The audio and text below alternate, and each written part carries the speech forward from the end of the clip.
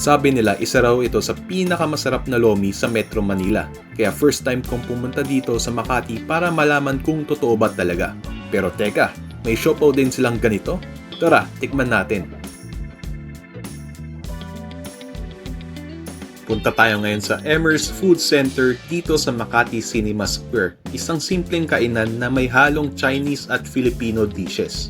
Pero ngayong araw, dalawang bagay lang ang pakain natin.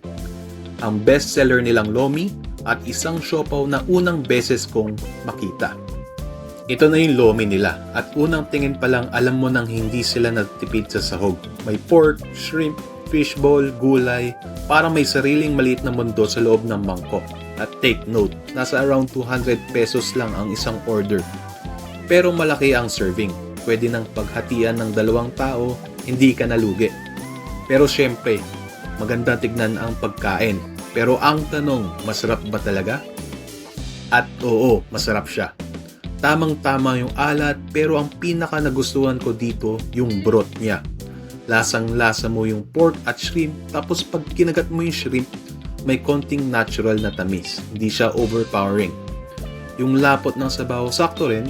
Hindi sobrang lapot na parang gravy pero hindi rin matabang. At honestly, hindi ko na kailangan lagyan ng kung anong-anong rekado. Tapos yung noodles, freshly made, may texture siya at bagay na bagay sa sabaw. Marami pa rin akong natikman lomihan sa Metro Manila at sa ngayon para sa akin isa ito sa pinakamasarap na natikman ko. Pero hindi lang lomi ang pinunta natin dito, meron din silang siopaw. At ito honestly, ngayon lang ako nakakita ng ganitong klase na siopaw. Overload din yung palaman. I believe yung palaman niya is braised pork belly at pickled cucumber. Pero ang nagpaiba dito, may mga mani rin. At kagaya ng lomi, hindi mo rin kailangan ng sauce para maging masarap.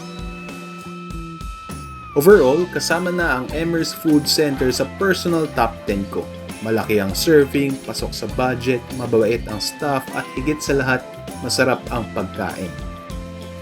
Kung trip nyo ang mga food trip, unexpected discoveries at mga kwentong nakikita natin along the way, like and subscribe.